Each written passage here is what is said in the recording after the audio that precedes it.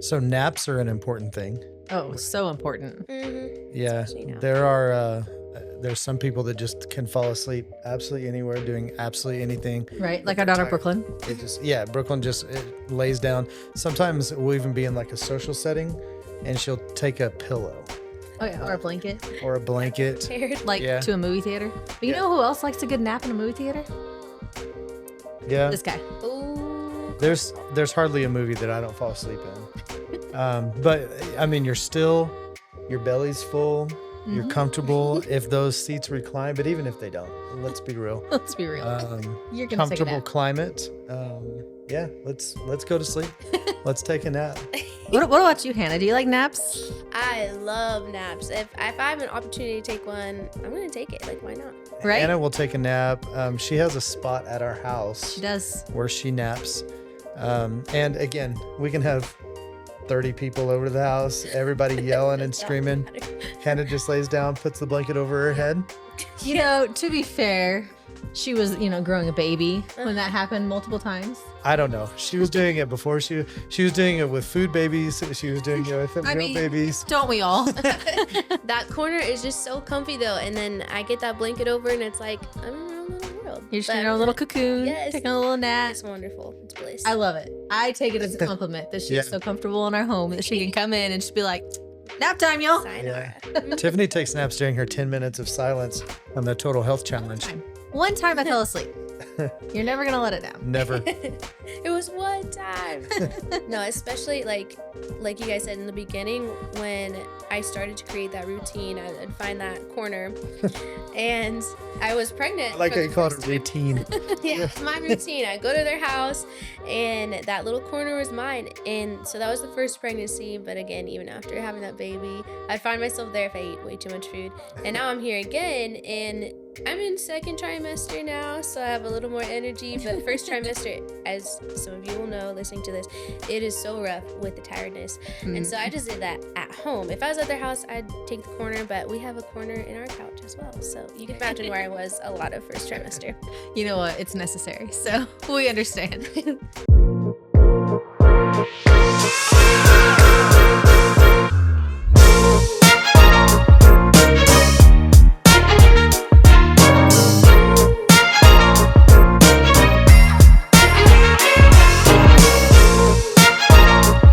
Welcome to the Doing Life Together podcast. We have a guest in set today, which is different, or in studio. In set, that's weird. Whatever. We have a guest in set. This is our first time, you guys. I don't know how to say stuff.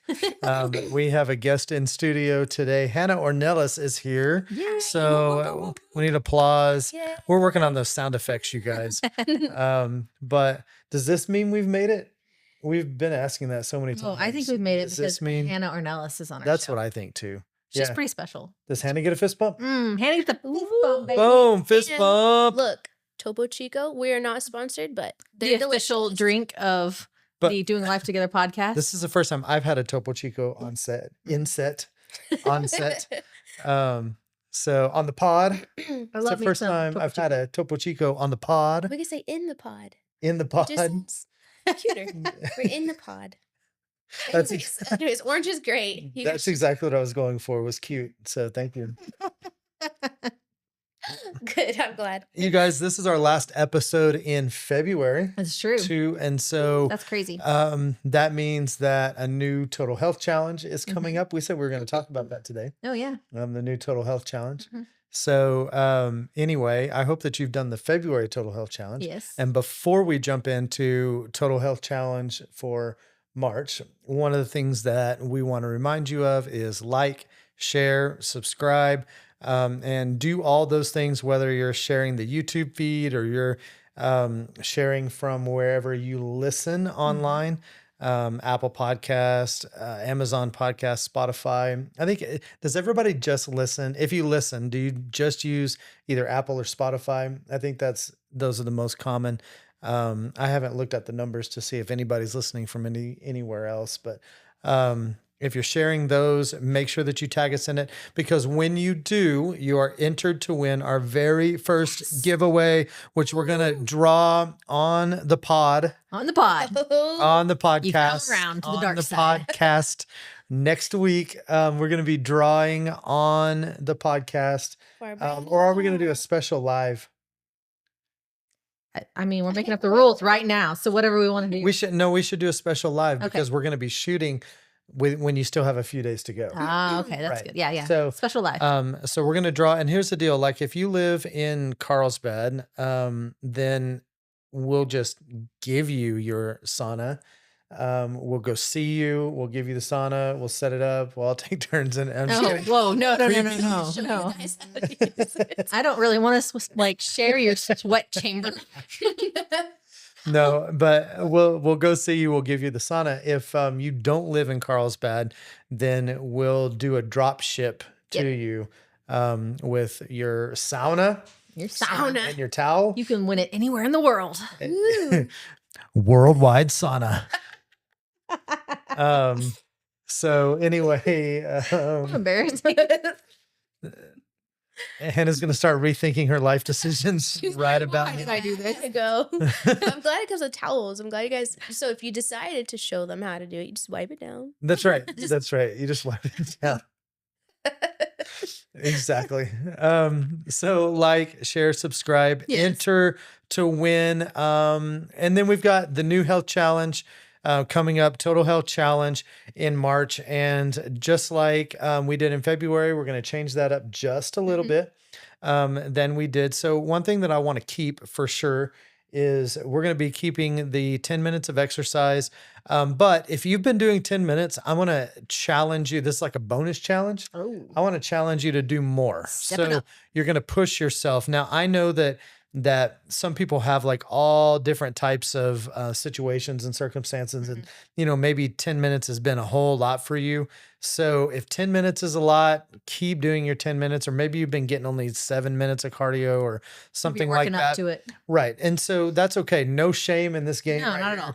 at all. But if 10 minutes, if you've been doing 10 minutes and you've been striding and it's been good, go ahead and increase that a little bit. We're going to keep just 10 minutes of exercise. And a lot of people have been asking me, what about the no sugar drinks, no desserts, or no sodas, no desserts? sodas. That's what it is. We've been doing no sugar drinks. So, what about that? Like, am I never going to be able to have a little Debbie cake for the rest of my life? Never again. Like 0 Oreos. Okay, well, when November comes and those Christmas tree cakes come out, See? game off. That's what I'm talking about. So here's the deal. Some of us in our lives, we are so jacked up. And I don't know about you, but I was pretty jacked up where I was just eating sweets like crazy. And so when I created the Total Health Challenge for me, I created health. Oh, wow. And no, I'm kidding. But when I put down the whole Total Health Challenge, it was for me, and I didn't even know if anybody else was going to do it. So the fact that many of you have jumped on board has been encouraging for me and kept me going far past the whole beginning of January and then the Friday that you give up, or whatever. So anyway, we've been going strong on this. Here's the deal. I had to completely give it up because I didn't have the self-discipline to do it in moderation. So there could be 0. But one thing that I've found is that I've gained a little bit of discipline. I can eat, even on Valentine's Day, we noticed on Valentine's Day that, we had our cheat day, but we didn't go nuts. No. Like I had one soda, that I drank half a Mountain Dew on Valentine's Day. I drank half a Mountain Dew. And we shared a dessert. We didn't even cheat at lunch. No, we didn't. We cheat went at to all lunch at that day, and we went to this little Italian spot in Santa Fe, and we had lunch. I had a Topo Chico, actually, was my lunch, and we sat down. I was like, "Oh yeah, it's cheat day. Like I could have had a soda, but I really wanted it. Like I got nowhere. I used to never would drink these things. Right. I thought they were gross because they weren't sweet. Yeah. But it's changed my taste. Yeah. So now I crave them. Right. So if you can do things in moderation, that's what it's about. It's not that I'm never going to have a donut, for the rest of my life. But it's, can I do it in moderation? Can I have discipline in what I do? That's with so many things in my life. Oh, yeah. But we're not going to get into that. But that being said, in March, I'm going to give myself, and that means I'm going to give all of you one cheat day a week. Yes. But what are you going to do with that cheat day? Are you going to pass out in a Texas chai coma No, every week? no, only once, only Super Bowl. But what are you going to do? Are you going to just, put back a couple of 6 packs of Dr. Pepper, or can you have one and be Right. comfortable with that? Right. Yeah. So we're giving a little bit of leeway, Mhm. 10 minutes of exercise, 10 minutes of silence still, Mhm. 10 minutes of exercise. I already said. Mhm. We're also going to do, read at least one book. If you're blowing through a book, read 2 books. Mhm. For me, I haven't done less than 3 in a month. And so I'm going to push myself, and I'm going to try to do 4 in March. Mhm. But if you're struggling to do 1, then right now we're just going to keep it at 1. What about your Bible reading? What about your journaling? How you doing on that? And I think Romans was really good. It was a Mhm. really good study. If you want to continue studying Romans, then just continue in that. Right.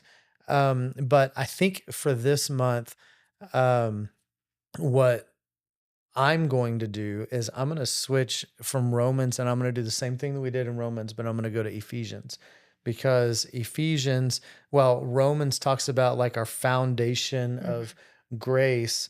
The Romans was really written to like a broad spectrum of people, while Ephesians and so many other the Pauline epistles were written to specific churches. But in Ephesians, it was written to this specific church of how to conduct themselves in these situations that they were facing in the moment. Right. And so I'm going to switch my personal study to the book of Ephesians. So in the Total Health Challenge, we're going to Ephesians.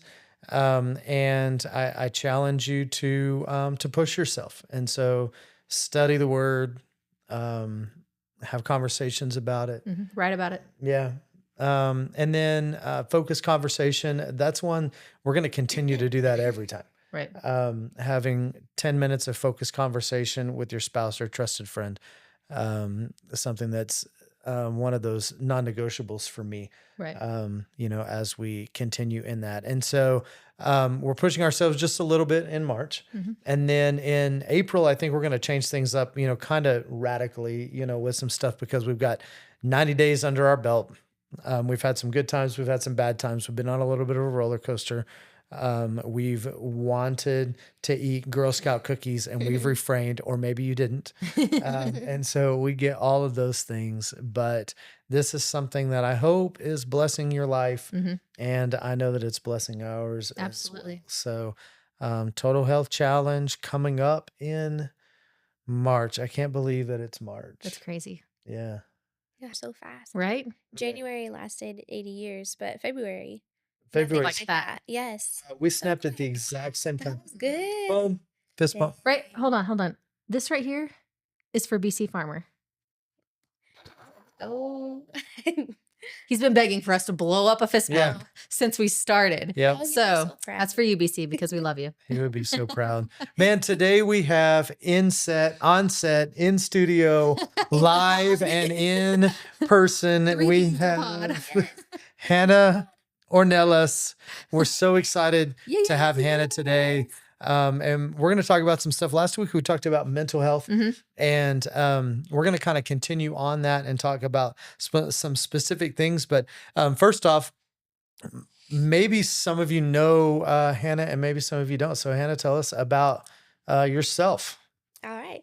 Well, I'll try to keep it short. I'm a little long-winded on this, but obviously my name's Hannah. I moved to Carlsbad, I think a few years ago. So grew up in San Diego. Well, not grew up. Sorry, born in San Diego. We moved to Oklahoma when I was like 8. So I spent most of my life in Oklahoma, in Sand Springs. My family is still over there. So all my cousins, my sisters, my mama. So I go to visit them a few times a year, especially now. I have a child. So Isabel, she is 2.5 years old. She'll be 3 at the end of April. That is my husband and I's daughter. So if you don't know my husband, his name is James. But yeah, we moved up here to Carlsbad a few years ago. Now he's originally from Carlsbad. We met through an internship he was doing. It was sister churches at the time. And so Sand Springs, Carlsbad had that connection. And we met one summer in like 2010. We were just kids. We were friends for a while. And after a while, we hit it off and started dating. And obviously, here we are. We're married. Yay. We've been married for 6.5 years. It'll be 7 years in September, which is so crazy to me. So, where we're at now is we are expecting baby number 2. Yes. Yeah. So, right now, due date is in the beginning of August, and we just found out it's a baby boy. So, if you have any tips about boys, let us know because we have a girl, so we don't know yet, but we're really They have a excited. strong-willed girl. I have one of those. Yeah, we know what that's like. Yeah. So. Yes, she is strong-willed. But she's amazing. Oh, yeah. Best kid. Yeah. Yes, We love her. she is. She's a perfect like Sour Patch Kid. You know, if she is feeling sour, she's gonna be sour. But when she's sweet, she really is so sweet. She is very loving. So we love her regardless. Her personality type just is very strong willed. I'm kind of excited to see who she'll be to grow up whenever she gets older. Mhm. Yeah. It's so good. We know a lot about having a strong-willed girl and then Goodness. the little baby brother. And Yes. so, Yep. well, it'll be interesting to see how they Yeah. grow. And it's so fun. I know she was telling me last week, I was asking her about being a big sister. Yeah. And she was saying just little things that she doesn't, Uh-huh. she talks a ton now. It's crazy. Yes. But Mhm. she was telling me about baby brother. So it was sweet. We thought she didn't really know much about it. Mhm. Just yesterday, we were at his grandparents' house visiting, and they're like, "Do you think that she knows?" And I'm like, I don't think she really like gets it. Uh-huh. You know, she just has this idea. We'll say like baby brother, and she's just like, yeah. And it was just so funny because after we said that, after we're like, I don't think she really knows. Like, his grandpa was like, "Are you excited for a baby brother?" And she's like, "Yeah, a baby brother, baby in mommy's tummy." We're like, "Oh, okay." So she's understanding. She gets Yeah, it. that's So, almost exactly what she told me on Sunday when I asked her. I was like, yeah. "How's baby brother?" And told me, "Baby brother in mama's tummy." Yeah. I'm like, "Yeah, She you're going to surprised be a me. good big sister." And she said, Yeah. "Mm-hmm." She's hilarious. So that's a shortened version about me. That's great. Yeah. If that's good. And but- you do music. You didn't say anything about that. Yeah. Oh, yes. I kind of just went through like my life very quickly, but yes, music is a big part of it's my biggest passion. I like writing music. It's a really good outlet for me. It slowed down a lot after I became a mom, but I still try to find that time. When I do find that time to write a song, every time I'm like, why don't I do this more? Like, I enjoy it every time. And I have music that's released, so I enjoy singing as well. So I've gotten some songs recorded, had an EP, which is like a small album released in 2017. So you can find that on iTunes, Spotify, basically any music platform under Hannah Isabella. So that's there. Sorry, little plug. No, it's And great. then a couple new We were going to plug if singles. you didn't. Yeah. So I'm glad you did. Just drop it. So yeah, I figured, why not drop the plug? There's a couple more singles that came out last year that were newer. Haven't released anything since that EP in 2017. So just a lot of transitioning in between that time. Like, Mhm. what happened in 2017 to now when you decided to sing again and release music. And I think that time frame, a big chunk of it was finding myself. I was kind of wrapped up in a different style of a career, and it was fine, but it wasn't really me, and I got really distracted by that one in particular. So once I tried to find myself again and come closer to God, especially, was when I was able to tap back into that passion. And so again, you can find those new singles under Hannah Isabella, same platform. You'll find everything there. But That's yeah, it's a awesome. lot of fun. And I plan on releasing some more music this year. So We're pumped. She's so talented. Like, we're so blessed to have her thank not you. only as part of our worship team and, Yeah. our friend, but her music is so encouraging and I love sharing it with other people. And you're really a storyteller with your music. So Yeah. Well, thank you. it's beautiful. Well, it's actually one of the, it segues perfectly into this, this episode and what we're talking about today, with the subject of mental health and just extending on that. That's something that's so important to us.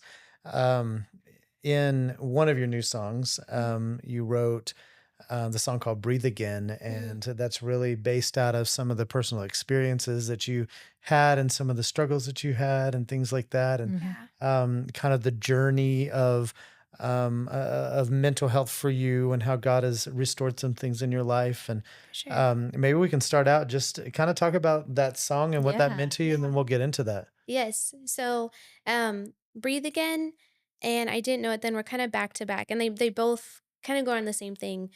Breathe Again definitely has a lot to do with mental health, and that was a song based on coming back to Jesus. But I still use part of my story of what I'm sharing today to go into that song. It was finding myself again, but just knowing that I had a big distraction. I had an addiction to my phone, using it. I think probably a lot of us these days do with social media and scrolling without us really realizing it. And I use that as kind of a replacement, instead of talking to God more, spending time with Him. I found myself so wrapped up in the world. So Breathe Again was um, a Come Back to Jesus song. And then I Didn't Know It Then. That's the second song.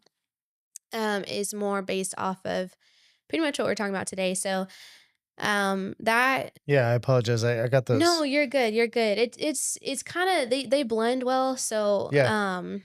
it was honestly a good segue into this single, and I didn't want it to be the first song that I released in that chunk of time that I missed. And so um with I Didn't Know It Then, I wrote that based on my experience with postpartum depression. And I went into when I wrote this song, I had the purpose of, okay, don't just write this just for you, or don't just write this to simply just tell your story, even though that is important. And I encourage anyone, if you want to share your story, please do it. But the purpose was that, okay, I want to share my story so that it helps others out there. If someone is listening to this, I hope that they really benefit from this and they see some kind of light at the end of the tunnel. And so a lot of the words that I have shaped throughout my verses and chorus and bridge and all of that, I was trying to aim telling a story that hoping that it can relate to some other moms out there that have either gone through the same thing or going through it. So it's kind of real because some of the words are kind of like, wow, that was a little deep. But that's the thing about postpartum depression is it is pretty deep and it's Mhm. pretty serious, which obviously we're talking about today. But I still wanted the song to end on a note where that there is hope and that it does get better. Yeah, It doesn't have to end there. So absolutely. yeah. That's so good. Um, you know, we wanted to talk specifically about postpartum depression today. Like we said, we talked about mental health last week and just kind of in general, but I feel like postpartum is one of those things that has been a little taboo to talk about Mhm. in public, and I think in in a lot of ways it's downplayed, like the Mhm. effect that it has on a mom. And I feel like every mom and every parent goes into pregnancy, I think, with some natural fear, like, Right. am Yeah, I for sure. enough? How, especially when you have kids young, like I feel like I'm still learning life. How do I teach another human being life? Like all these fears. And then I feel like you give birth and you have all these expectations for Hmm. yourself. Yeah. And I think that, and I didn't struggle with like a deep postpartum depression or anything like that. But when I was looking at the stats, it's 1 in 8 Mhm. moms do. That's high. Yeah. Yeah. 12.5% of people that give birth, Mhm. struggle with postpartum depression. And I think a lot of that stems from some of those expectations. Mm. And we give birth and we're not instantly what we pictured would be the perfect mom that we wanted to be, or we don't have everything under control. And everything's out of whack, including your hormones, and your life Yes. just got totally turned upside down. And so then there's the natural things that you deal with, like, mom guilt. Do I go back to work or do I stay home? And, I feel guilty if I don't help provide for my family, but I feel guilty if I leave my kid. And, it's hard. There's all these different things that play into that. But we really wanted to speak about postpartum and for you to be able to share your story, because I think that it's a beautiful story, and you're so vulnerable and honest when Yeah. you talk about it. And I'm so thankful for that, because there's not shame here. And I want other people to know that they're not alone in this. And whether somebody struggled a lot or struggled a little, for a short period of time or a long period of time, it doesn't matter. The point is that we all struggle, but there's hope. Yeah. Right. So we really wanted you to spend some time sharing just your story, how did it happen for you, and I don't know, just how you came out of it, all those things. So Yes. let's dive into it. One of the things that you mentioned to start with, that was a really good point, is that it is a taboo topic. And I think that's just generally, but especially as a believer or a Christian, um, not every church is like this. There you do have some churches that are willing to talk about mental health and the truths of it, and still incorporate God and faith and love into that, which is great. But there's still, maybe some churches out there that maybe a postpartum mom might go to, and it's so taboo. Like, no, we don't talk about like depression. Their stance on depression or anything of that topic might not be very helpful to them in Mhm. that season. And so it comes off a little taboo, because I think mostly when a mom is going through postpartum, she has a lot of internal thoughts, and some of those can be a little scary ones that she does not want to really share with the world. Mhm. And it's kind of like one of my one liners in my song. Some of those thoughts aren't really your fault, they just kind of like happen. And I think a lot of that has to do with that chemical imbalance in your brain, and what PPD does to your brain and your Mhm. thoughts. And um, because I say that because for me personally, when I walked through with it as a Christian, was I really struggled in my faith. If it impacted anything in my life, it the one main thing was my relationship with God. Right. Mhm. Um, I almost I I doubted him a lot, his existence, and it would cause arguments in me and my husband's marriage. And so of course that put a strain on the marriage as well. Mhm. Um, and we'll get into that too. But first, I wanted to discuss why sometimes it's hard to discuss it in a common Christian culture, I guess, because you truly feel bad. You have almost like this guilt as a believer that you have postpartum, because you're like, well, I shouldn't be feeling this way. I need to trust in God, need to have faith in God, and everything is going to be okay. But you still feel like I'm not okay. I Right. am not the same person I was a few months ago or a year ago.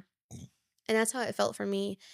um, it was just a wild it was just a 180 difference. It was a very dark time, because I was always someone who loved Jesus so much, and Mhm. went to him quickly in prayer. We had such a strong relationship, like talking, if I was going through anything in life, I was always talking to God about it, and we were just pretty tight. And so walking through postpartum, I was so like bitter towards God, and angry, and asking a lot of questions like, well, why would he do that? Of course he would do that on purpose, and he just seems like a mean God. And a lot of my like questioning and responses about God's character was always on like a hateful, bitter end. Mhm. Sure. And that was just like not like me. When I noticed that wasn't going away, and that it wasn't some short phase, and I noticed myself having this like rage towards him and bitterness, combined with scary thoughts of, self harm or Mhm. suicidal ideation or wanting to disappear or feeling like a burden to others. Those thoughts weren't going away. I knew, okay, something is not right. Yeah.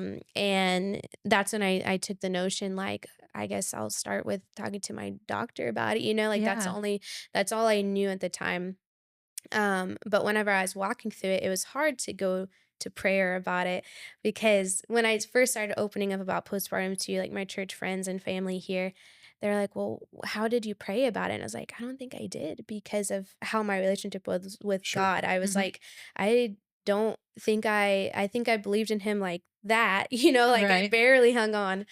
But I'm glad I still somewhat did, because something was still tugging at me like, don't give up entirely, like he's Yeah. still right there. Well, I think just to jump in a little bit there, I think that one thing that's important when we're going through something is we talk all the time about the importance of community, Mhm. and you may not know exactly what somebody's going through. I think one of the most harmful things, is for somebody to say, "Well, I completely understand what you're going through," Mhm. if you don't.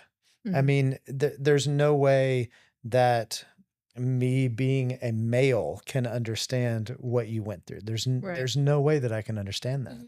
Mhm. But what I can say is, you're my friend, and I can tell that something's not right, and I don't need to bombard you about it, but I'm here for you. Yeah. We had some times where we had conversations, where there was some choice language, Mhm. and right? I mean, Yeah. remember some of those Yeah. conversations, right?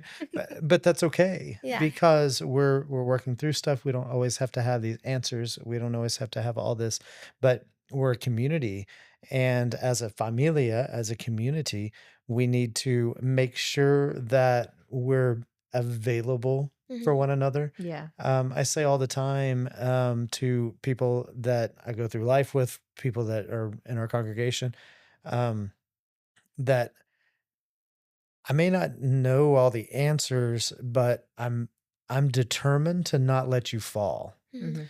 Mhm. I can I'm determined to walk through this with you the best that I can. We're gonna do our best to hold each other up, um, to carry one another. If you need to jump on my back for a little while, I might get tired, but go ahead and jump on my back. And it may not be pretty, but Mhm. we're gonna do the best that we can to hold each other up and Right. to keep going. It doesn't have to be pretty. Yeah. That's why things like this are so important to talk about this Mhm. because so often when we're faced with mental challenges, the biggest thing that comes against us is you're alone and nobody else feels Mhm. like you Mhm. do. And you Like, don't know why. I Yes. mean, that's right. a challenge too, right? Yes.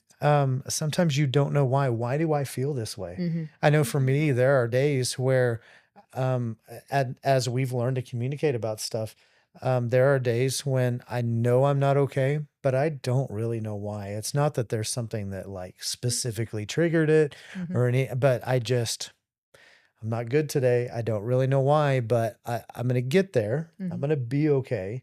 But for right now, for the Mhm. moment, I just need a little bit of grace because I'm not. Yeah. Yeah. For sure. And you brought up a good point too about like feeling alone in it. Like that's one of the major things you feel when you walk through something like that is isolation. You Hmm. feel alone, but then you want to stay alone. Like I remember like at that time, probably in the middle of it or the trenches of it, I like wanted so bad to just be alone, like have my own little house in the mountains, never talk to anyone ever again. It makes you feel like you don't need anyone and you don't Hmm. need a community.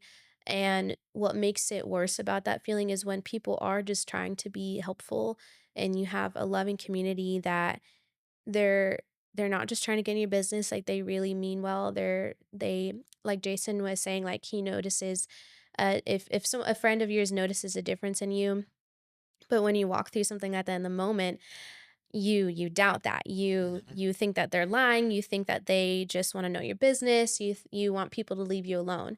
And so you feel alone and you want to stay alone. So Hmm. staying stuck in that really doesn't help because we know that community does help. And I remember at that time, like going to even just going to church was hard for me because I had to fake it every Sunday. Like, um, I'm sure maybe most of us have done that once or twice, maybe, but at least in that phase of life, put on a smile and act like everything's okay. And like, yes, I'm happy to be here, but it was just a wild feeling, and I never grew up like that. I was always someone that loved people, I loved friends, I loved being around others. And so when I started walking through all these bizarre feelings of complete difference of how my heart was before, like, how I was toward God and towards people in my church family and even my own family, and then myself, how all those thoughts changed, you know, again, I repeat myself, but that's when I knew like I have to do something about this Hmm. because I can't let this carry on. I'm starting to see it burn bridges. I'm starting to see it probably ruin some friendships of mine, and it's also taking a toll on my marriage and my own health, and especially my walk with God. Like I knew all along, even during the times that, even though for whatever reason I was mad at God that whole time, I knew deep down that I had to find a way back to him. There was still that small little tug that was like, just stay with me. Like, Hmm. no matter how you feel, I felt like God was like, just stay with me and just trust me. Yeah. It's a tactic of the enemy to isolate us. Yes. There's a reason why when we start feeling that way, and it doesn't matter what that challenge is, he Hmm. wants us alone Yeah. because, God intended us to be in communion with each other, to have relationships, to do life together.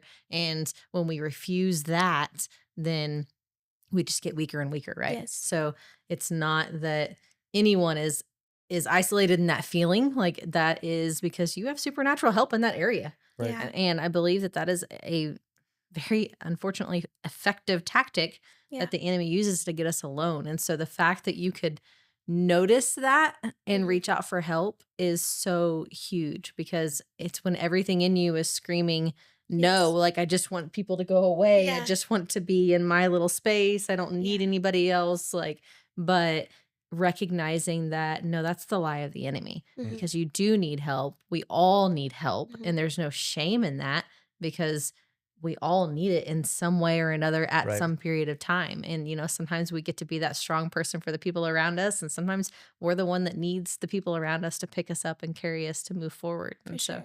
it's so huge. Mhm. Yeah. Absolutely.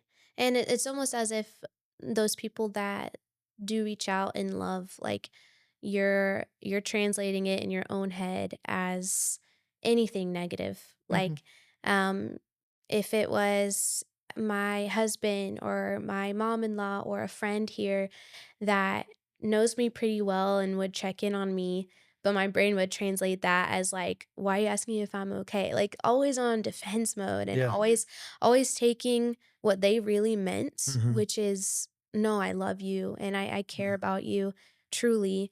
But you when you're in this zone, you're translating everything that people do and say to you in some negative way. Mm. Yeah. And so then you respond in a negative way, which can cause those bridges to sometimes burn. And when it took me a few months to really notice it, and I never took like medication before. Not that I was ever against it, but I don't think I had a need for it. But until I went through this, I realized, like, okay, I need to talk to someone and possibly try something, even if it's temporary. Maybe, try an antidepressant of some sort. And I don't mind talking about this stuff. It does not bother me whatsoever. I think that it's okay to be open about these things. Hmm. Especially with like a purpose behind it. Because where I was at was, even though I was a Christian and a follower of Jesus, because I was in that weird phase of life, I wasn't turning to God first. I wasn't turning to prayer first. I was turning to medication first. But I look at that and I'm like, I'm kind of glad though, because even just talking to a counselor and starting on a medication got my brain to think somewhat normally again. Hmm. And through that, when my brain is able to start to kind of get back to a more balanced feeling chemically, then I was able to find that reconnection again with God. I was more Absolutely. level-minded because there was so much chaos going on up here. I wasn't able to find that sound voice of his anymore. And also, I wasn't wanting to at the time. And so, when I said, I'm going to try this first, and maybe this will help everything else. And so, even though like God is first, and I'm always going to say that, I think just personally, I chose that. Hmm. But I do think that the medication, again, it helped calm that chaos. It helped me to think a little more clearer Hmm. and kind of slow down in my Mhm. thoughts and think, you know what, my friends are right. I should go to church and just be myself, and that it's okay to talk to someone even at church about it. That you know what, maybe I should talk to God today or listen to some worship music. And so that was kind of the next step I took Right. after Hmm. that, after I realized all that stuff. Yeah. I think that it's really important, and what you were saying was so important about understanding that it's okay to admit where you're at. Um, Sometimes in the church world, we've associated, medications, and even sometimes going to doctors or going to therapists or whatever, we've associated that with with weak faith, or Mhm. we've placed shame on that. But I believe that God works in all things, Mhm. and I'm not saying all things are of God, but I think that God works in all things. And so there are times in our life where we can just admit, you know what, this is where I'm at, and I know that the position that I'm in right now is not God's best for me, Mhm. but I don't have the bandwidth right now. I don't have the capacity Mhm. to get out of it any other way. Now, I'm not saying God wasn't able in that moment, Right. Yeah. but a lot of times it's hard for us to see that. Mhm. Mhm. And so being honest with where you're at and saying, I will do whatever it takes. Mhm. Yes. I'm willing to do whatever it takes. In church, we have to stop shaming that. Yes. We have to stop and allow people to get the help that they need to Mhm. get, believing that in all things, God is working. Right. He's going to work in all of those situations. Mhm. There are, what's the difference? And I think about this. What's the difference between a person who maybe was on medication, for depression or postpartum depression, or whatever. I mean, Mhm. name it. And those medications don't work, because there are some, Yeah. right? Mhm. Where those medications don't work and you never come out of it. What's the difference? Well, the difference is you have a relationship with God and you say, God, you're going to work through this. This is Mhm. all I Mhm. know right now. This is all I can do. Yep. And I believe, God, you're going to work through this. Mhm. And what did he do? He did. Absolutely. Yeah. Yes. No, I agree entirely. And that was the, like you said, like God, he found a way to meet me um where I was at, even just in that decision. And I kind of made the decision like, okay, maybe I'll just, take this medication for like a year and we'll see how it goes, and then I can get off. And when I talk to my doctor and my therapist about it, like, okay, am I ready yet, we would try like a lower dosage or try weaning off. And I would, because by that time when I was ready to do that, I was um a little more stronger in my relationship with God. I was starting to talk to him again, so I thought, okay, I might be good now. Mhm. So it was definitely a process.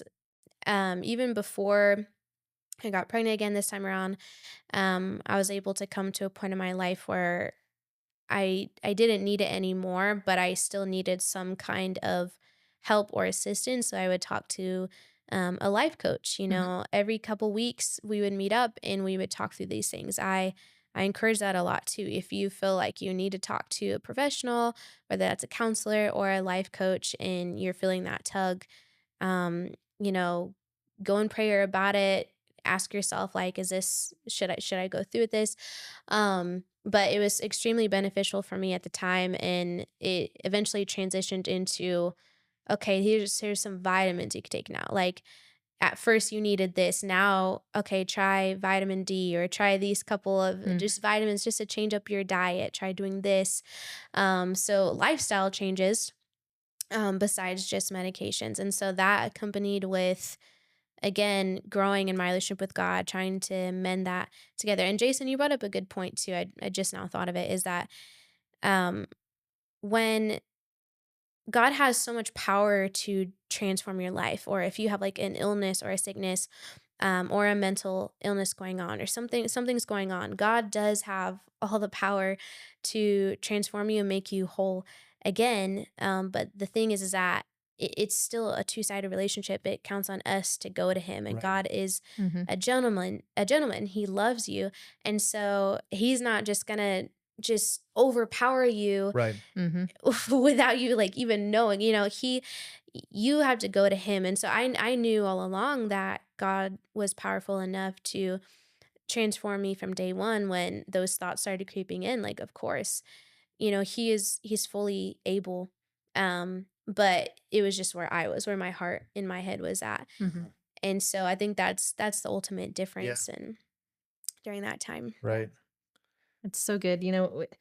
There's such a double standard, unfortunately, a lot of times, especially in the church, that somebody was standing here with a dangling broken arm, we would say, "Oh, you need medical care, you Yeah. need some medicine to help with that pain. You need, to go have it set." We wouldn't just say, "Oh, you better just stand here and pray till it's better." Like, okay, but sometimes we need some natural help. Yeah. Right. And it's the same with our mental health. There is no shame in going and saying, "I need help. I'm not where I need to be. And so I need some help to get there." I believe that God worked in, the minds of medical professionals to be able to come up with these things, to be able to help us. I believe he's gifted people in those situations to be able to minister to us through medicine sometimes. And so I don't think it's wise at all to totally discount that. Now, should we just say that's our only answer? No, because we know that God is our answer.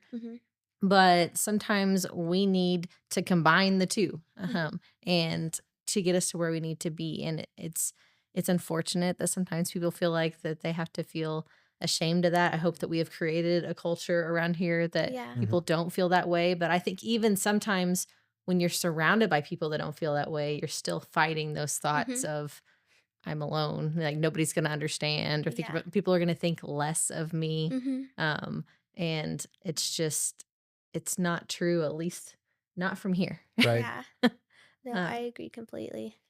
So, well, go ahead. No, I was just gonna transition here a little bit. You had talked about how when people would come and check on you and and things like that, sometimes your response to them wasn't very good. And one of the things that you were, I believe you said that would concern you was, like burning that bridge or something, or ruining that friendship. So I have a comment, and then I wanted to ask a question. First of all, you hear me harp on it so much, whether you go to Word of Life and you hear me talk about it in church, or you hear me talk about it on the podcast or whatever, that community and familia is so important because for me, and just in this very situation, I have relationship and am walking through life with Hannah. And so I can tell, because Hannah's my friend, I could tell that something wasn't right, but I didn't know exactly what. Yeah. And even though I feel like we have a close relationship, it's not something that um, that I'm going to be overly prying. I might ask more than the general person, because we do have a close relationship. But if she's not going to tell me, she's not going to tell me, right? But that being said, I could tell something wasn't right.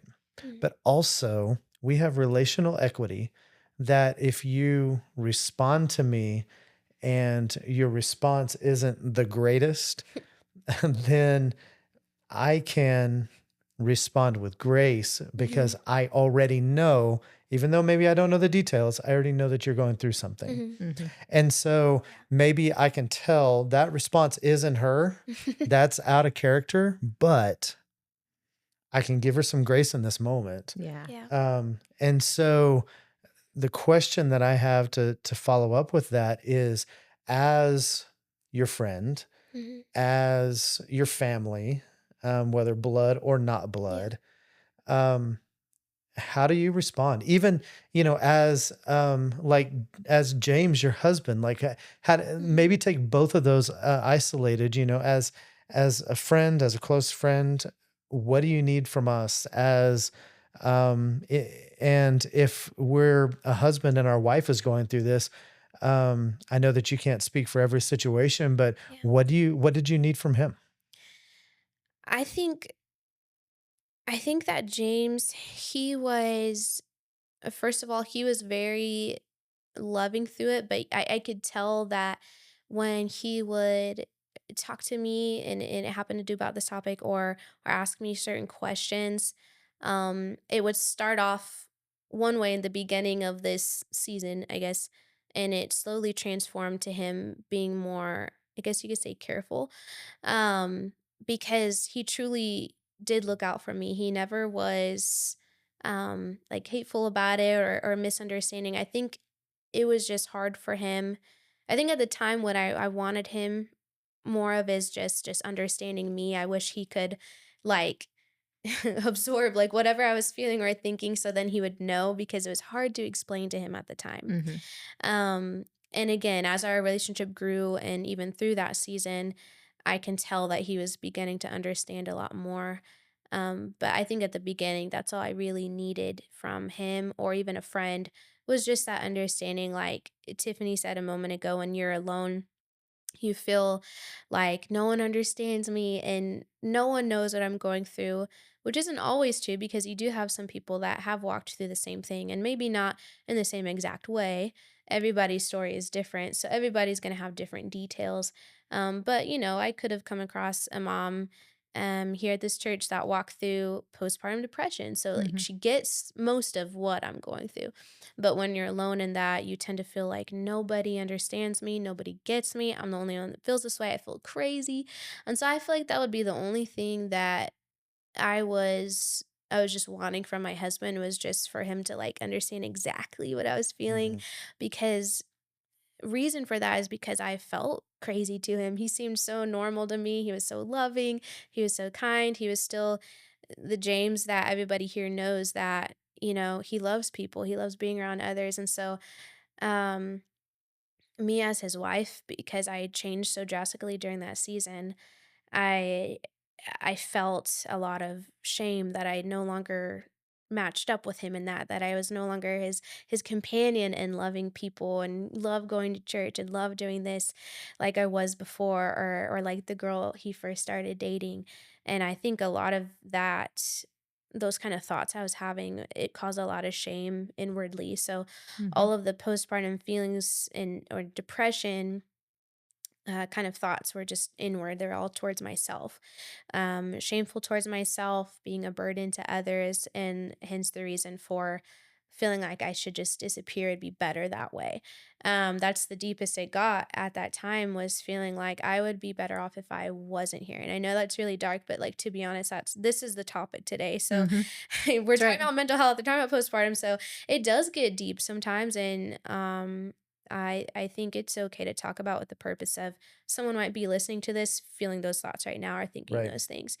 And before I came here, I prayed that maybe one person would be changed in some way, or at least see some hope. But that was a very long-winded answer for No, you. it's good. But it spiraled into saying, taking those feelings of that isolation. And that's all I really wanted from anyone that loved me and checked in on me, was for them to 100% see where I was at.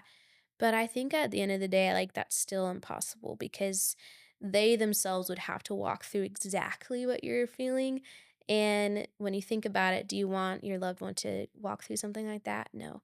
Because when I walked through that depression, I told myself, like, I wouldn't want my worst enemy to go through something like Mhm. this. Yeah. So why would I want someone that I love to feel what I Right. feel?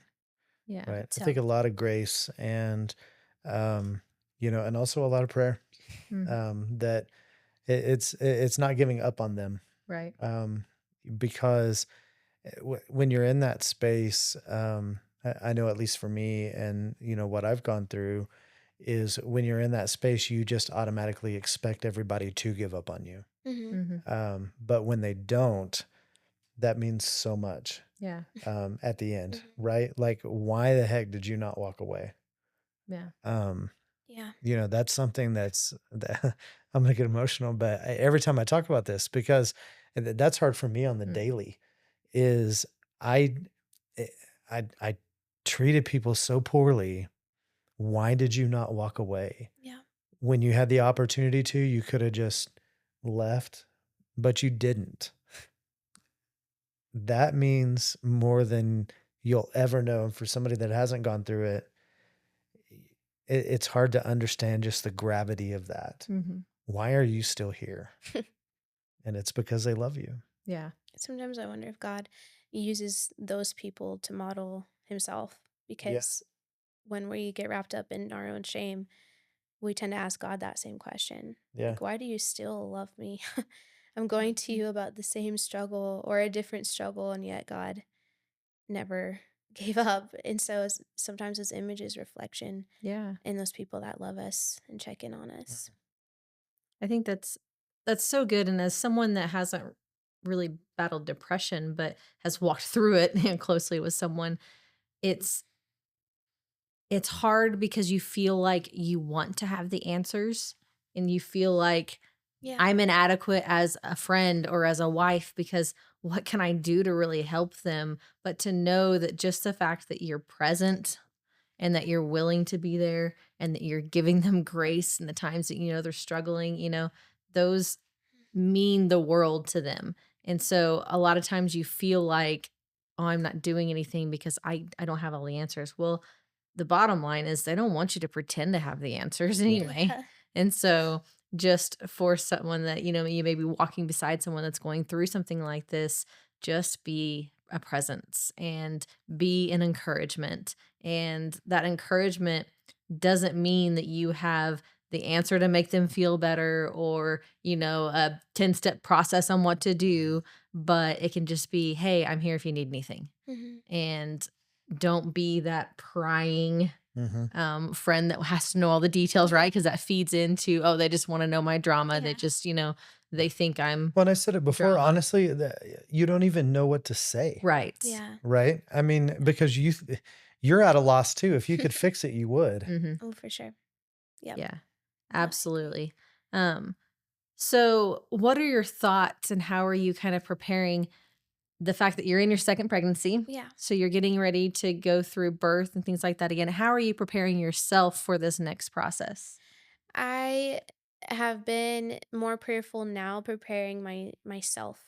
Um, just knowing what I walked through with the first one. It would be silly if I did not Hmm. acknowledge what I went through after the first baby and thinking, oh, I'm gonna have a second baby. And not that I know that there's stats out there, so maybe the chance of having one again is much lower, but I prepare myself anyways because you never know. Okay, well, what if? And I'm preparing myself in a way of using this time to grow close to God and talk to Him and be very honest with Him about it and asking Him. It is okay to ask God questions. It's okay to go to Him with any concerns. And Absolutely. Hmm. even just yesterday, I was caught up in a prayer with Him and just said, Lord, I pray that you guide me through this pregnancy, that I learn things that I need to, and that you help me transition to be the mom that I need to be. That, I just pray that I don't go through what I went through Hmm. again. And however that looks in your will and how you can help me through that, I'm very open to that because I th- I was telling my husband this, and this is something that he told me a lot of, which you guys were a part of that conversation too when we had kind of like a group discussion, um, the four of us. But when I was going through the depths of it, I thought, um, okay, once we get our own house and we have our own space, because we were saving for a home at the time, so we were living with his parents, which still wonderful environment full of loving people. But I think at the time I was just wanting like a personal space. So Hmm. I always thought like, okay, we need to have this. As long as we get a house, everything will be better. And as long as this, then everything will be changed and everything will be different. And that was still over a year ago. And so I told him yesterday, I said, how I've been preparing myself this pregnancy is knowing that yes, we have a house now, and yes, the labor will probably be much different than the first because sometimes postpartum can also be a reflection of a traumatic birth or labor experience, and we Hmm. had one of those. And so with all the things that we've been prepared for, and knowing it'll probably be another C-section, I'm like it'll be different this time. I just have a feeling it'll be a much better process. I said, but I know that those two things alone can't be what stabilizes my faith in thinking I won't walk through the same thing again. Um, and so I told him, I said, I think my thing that I struggled with the most was people and loving them. And so I have to learn that this pregnancy and prepare myself to love others and forgive others quicker and be kind to people and being understanding of people because that was one thing I didn't want to be around. And um that's where I feel like I'm more clear-minded now, and so I hope that answers your Yeah. question. Then in preparing for the second baby, like I understand outward circumstances like, oh, you have your own house, all that stuff is different. But I think there needs to be a heart change in myself overall. That's the biggest thing that has to change first. And that's um, preparing myself to have a deep relationship with God, but also with people too. Mhm. And being open and talking to them and wanting that relationship with others, not wanting to be alone and isolated. Yeah. Because I told him, I was like, what is going to come around after I have this baby? People, they want to see the baby. And so I want to be, I want to feel that joy again when people come around, when family and friends do, just like I always have before.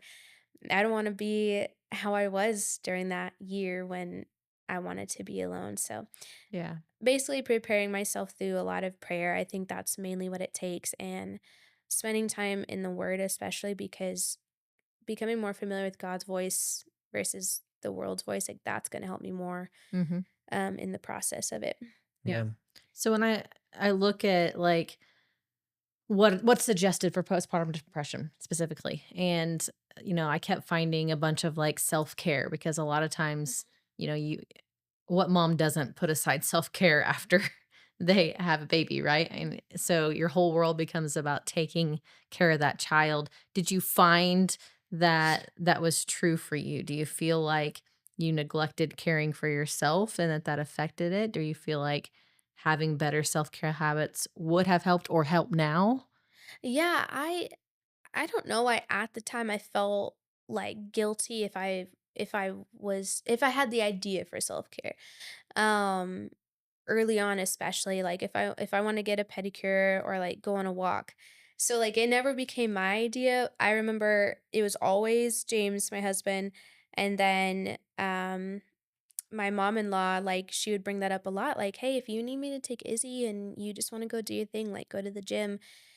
It was a constant reminder like that Mhm. this is important. So I would say for me, like I probably would not have found the importance in self-care if it wasn't for those around me, those that loved me, Mhm. Mhm. to bring that up. That's a good And point. my mom too, like we would talk on the phone, we'd FaceTime and she would check in on me and she'd be like, "Well, don't be afraid to take some time for yourself. Like, if you need to have James hang out with the baby for a little bit and you go and again, go to the gym or go shopping or go to a coffee shop by yourself." My mom mostly she would encourage like get back into music again. So she really encouraged me to get back in my passions a lot and writing, but I think the self-care again was from those people that loved me and knew me, Mhm. reminding me like it's okay. Mhm. Mhm. You don't need to feel guilty. You don't need to feel bad asking for help. And now it's very different from how it was like a few years ago after I had her. I'm like feeling like a burden asking for help. Like, do you think you can watch Izzy for just a couple hours? Mhm. Like for us to go on a date. And now we make date nights such a common occurrence. Mhm. And yesterday, I could feel myself even just being, I don't know, overwhelmed and overstimulated for who knows what reason, but I was just feeling this intensity. And I thought, maybe James and I need to go on like a mini date. And I texted his mom, and I didn't feel that guilt anymore. I think I Mhm. learned. I was just like, hey, do you mind hanging out with Izzy for an hour? We thought about going to get some ice cream. I didn't feel bad for asking. I Right. used to feel guilty of asking. So I say all that to say, like, you should never feel bad about taking that time for self care. If you have this little Mhm. nudge that you need to just take a moment away and have some alone time. And Mhm. whether that's spending time doing a hobby that you enjoy, or you're going for a drive, listening to music, or exercise, or even if it's just a nap, anything that will help you and fill yourself up, that is going to benefit you ultimately. Mhm. And being a mom and a parent, and being a spouse or partner or a friend, filling yourself up from time to time is so important. Yeah, Well, absolutely. I know for us, we're in this weird stage where our kids aren't cute anymore. And so, but they're not old enough to have kids. I mean, technically, Brooklyn's old enough to have a kid, but she's not having any. Yeah. And we're gonna say that over and over again. We really like playing grandparent Mhm. as well. And so, like, we know that Izzy has fantastic grandparents that are also very good friends of ours. Um, and um, but we also like playing grandparent. And so some of my favorite days are days that Izzy comes over and we get to hang out and we play hide and seek or whatever else. It's Connell. Yeah. Where'd it go? I love that she pretends and she knows. But so I know that you had some thoughts. You want to kind of wrap up and summarize what we talked about? And Yeah. So what I kind of found as I was looking through some of that research were three main points to help with postpartum, and that was get real, as in get real in your expectations. So first of all, if you're preparing to be a parent, like it's okay. You're not going to be perfect. None of us are, and it's okay to have that expectation and to not expect, the house to be perfect and, to get up and, make 3 meals a day and to look perfect and your baby to look perfect, and you don't live in a picture perfect world, and that's okay. So get some realistic expectations, maybe set some goals that you feel like are attainable, hopefully with your spouse that you can help set together, and make part of those goals and those expectations some self-care time. You can't pour from an empty cup. Yeah. And so you have to care for yourself. And that's not just parents, that's Right. everyone. Everybody. But you need to have that time alone with God. You need to have that hobby time. You need time with your spouse. You need those things to build yourself up so that you can pour out. You're not a bad parent because you ask for a babysitter, for a relative to watch so that you can go out with your spouse. You're investing into your relationship You're a so that good you can parent be a because better you're- parent. Yes. Yeah. It actually makes you a better parent. Our kids used to make fun of us because they said that when we started going on sabbatical, we came back nicer people. They were like, we kind of like it when you go away for the weekend. You know what? You need that time. Like, Yes. so that's okay. That's not Our kids have a smart mouth, though. Yeah, definitely. They come by it honestly on both sides. We love them.